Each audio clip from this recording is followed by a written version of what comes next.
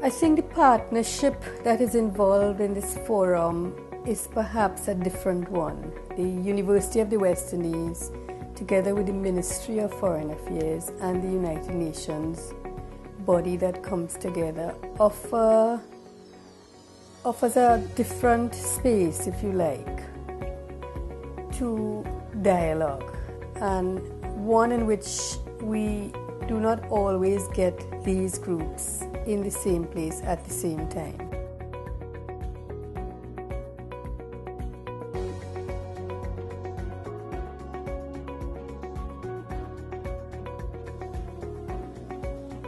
I think the forum can and should allow an equal female voice.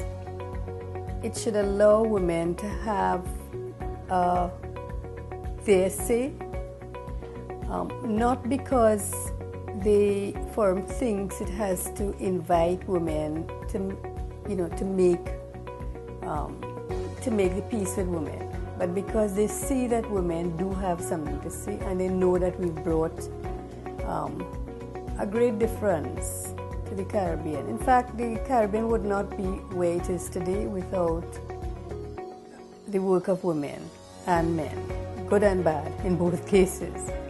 I think the most disruptive thing about this forum would be to accept that women are there as equals and without any even apology or condescending to a female voice.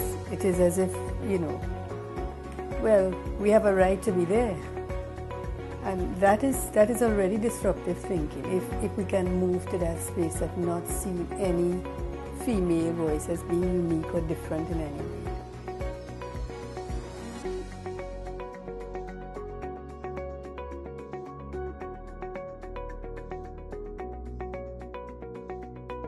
I think women bring a difference to any space, not just a physical difference, obviously, but because they have to think differently.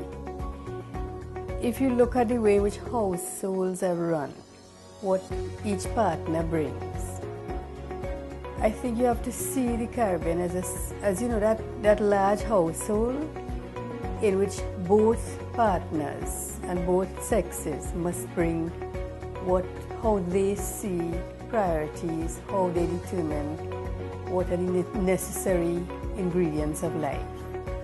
One of the things that women have always had to deal with is children, the care and protection of children. They've always had to deal with the question of nutrition, the care of the aged, how the labor force, how people are prepared for psychologically and disciplined for workforce. All of those things go on in the household. If the Caribbean, and if we are interested and sufficiently serious about gender, we will listen to what women have been saying about the things that have kept society moving and growing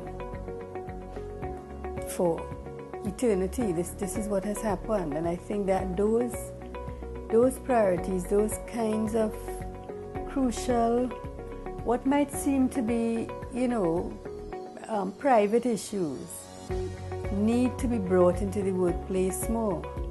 I'll give you an example, and I like this example because I noticed it once. I found this a very useful example of how, as a society, we had begun to understand the importance of taking the public into the private.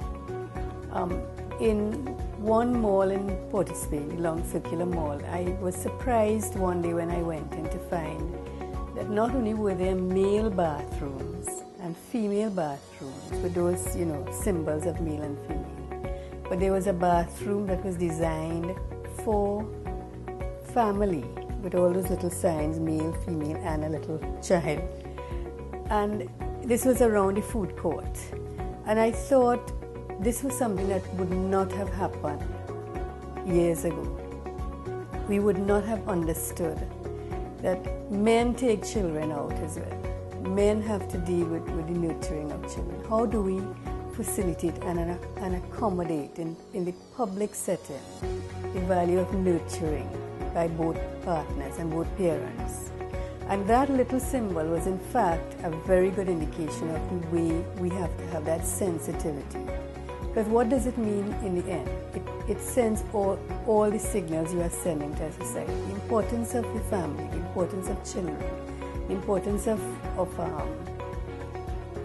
understanding your society's needs and the needs of every individual who comes into that space. And I think they might be small symbols of change, but I think they are eloquent in what they say about what women and gender has been saying for many decades.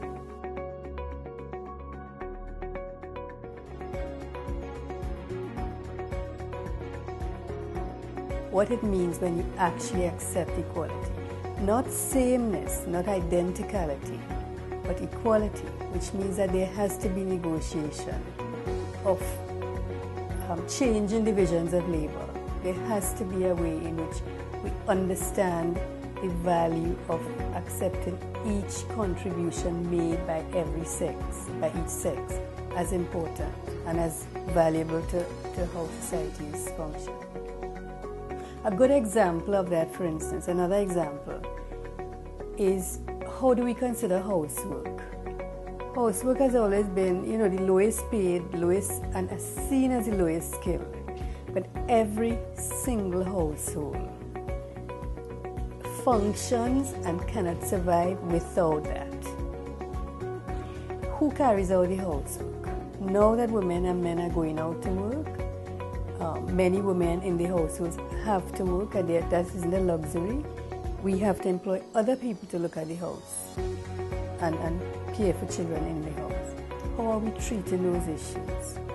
I think when we start to think about disruptive thinking, these are some of the issues that will seem to be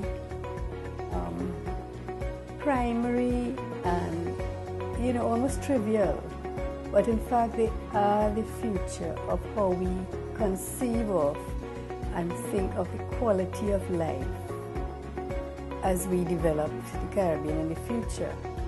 And once you've moved off from this question of satisfying basic needs, the quality of people's daily lives is one of the things that the forum needs to engage in.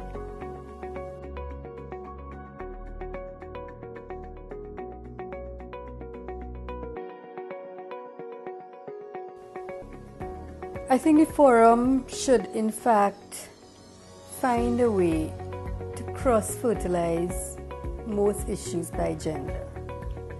And by that I don't mean just add women and stir, but to understand gender, the implications, if you don't consider the different ways in which something may affect men or women.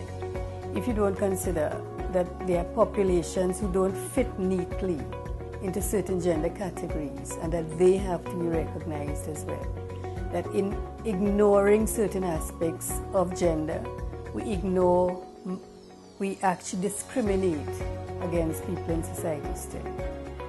All of these are issues that the Caribbean needs to move forward in. And we need to move forward in this way, not because it is something that is imported or foreign, but that because we are part of a global world in which all of these issues confront us on an everyday basis now. And we cannot hide our heads like ostriches still. We need to be aware of, we need to take these on. It would be difficult to anticipate all the issues that can discuss gender and the way in which gender fairness and equity can be brought to bear on subjects, but we can anticipate some of them. So for instance, gender and governance. Again, this is not just by increasing the number of women in positions and in parliament, but understanding what positions women might occupy and where they make a difference. Another area that we would have to think about is the current discourse on masculinity and the way in which increasingly that discourse and that discussion has taken the tone of creating victims of manhood and masculinity. I think we need to rework this discourse. Are men all underachievers, or are they only underachieving in the education system?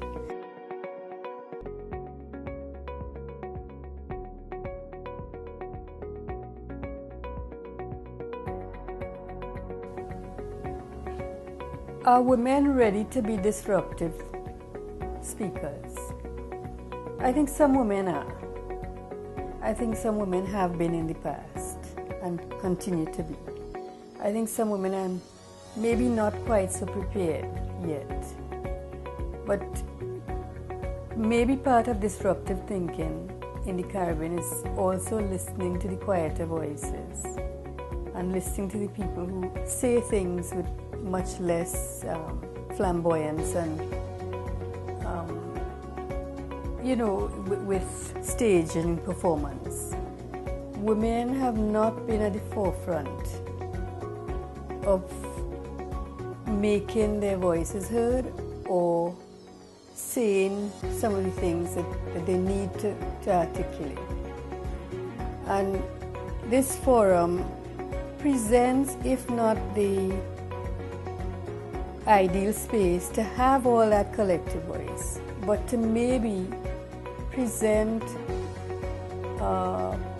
an opening and to acknowledge that opening for women.